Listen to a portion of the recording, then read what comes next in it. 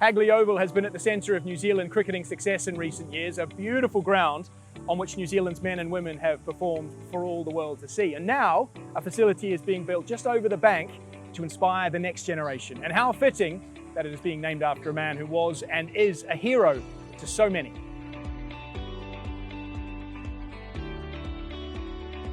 Sir Richard, thank you for taking the time. Pleasure. Talk us through it. When did this vision start to become a reality? Oh, a few years ago was the vision. It used to be an old indoor cricket centre many years ago, way back in the 70s. And then the Horticultural Society took possession of it, and then it became available to purchase, and Stephen and Heather Bock, they secured the facility, and then he approached me and said, look, why don't we make it into an indoor cricket centre? We're not far from opening now. I would think sometime mid-late March. Yes. I think we'll be operational. It's taken a bit of funding. We're still a bit short at the moment, but we'll get there. Yeah, that's better. Got a very small head, so it's got to be, I can never be accused of having a big head. It's on its smallest. It's on its smallest, and it's still a bit wobbly, is it? There we go.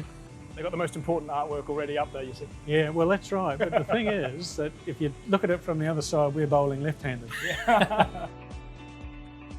Looking at the plans, you can't visualise how big it is until you actually stand inside it, and it is amazing floor space. It's far bigger than I anticipated it would actually look. So what will happen is we're going to have 5 lanes, batting lanes here with the nets.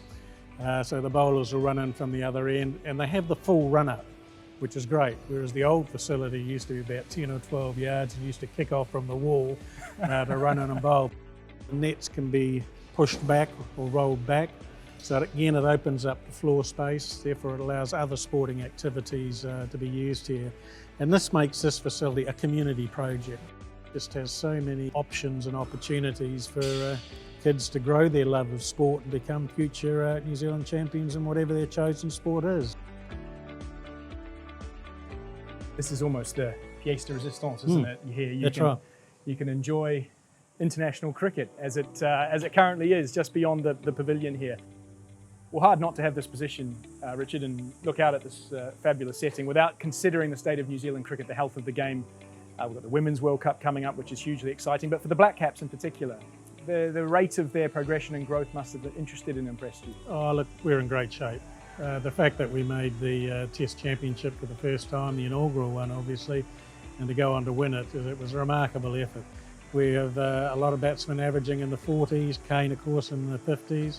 We've got bowlers there with 300 plus Test wickets and approaching 300. Our home record has been absolutely phenomenal, not only winning matches but winning series, and they're things that we had to do. I guess one thing we're learning a little bit, at some point you have to expose the younger generation, and obviously Ross Taylor's retired in recent weeks. No Kane Williamson at the moment, Trent Boult is off. So you must have experienced it in multiple occasions and waves during your career, how to keep up the momentum and introduce youth as well. Well, I think what's being proven at the moment is that we've got depth of players. And if somebody's not unavailable and others come in and given an opportunity, and invariably they've shown their skills and stepped up. You've got to give them the opportunity. You've got to look to the future, and sooner or later, through injuries or giving players rest, because that seems to be the common thing now, the old rest and rotation trick, never around in our day because we only had 11 players, so we had to play, even if we had niggling injuries. But yeah, you've got to give players opportunities.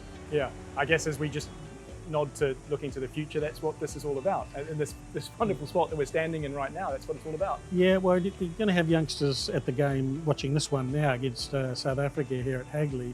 Youngsters will think, well, yep, I like cricket. Now, how do I go about, you know, getting some training, getting some skill sets, and grow my love and passion for the game? Well, this facility is going to create that environment.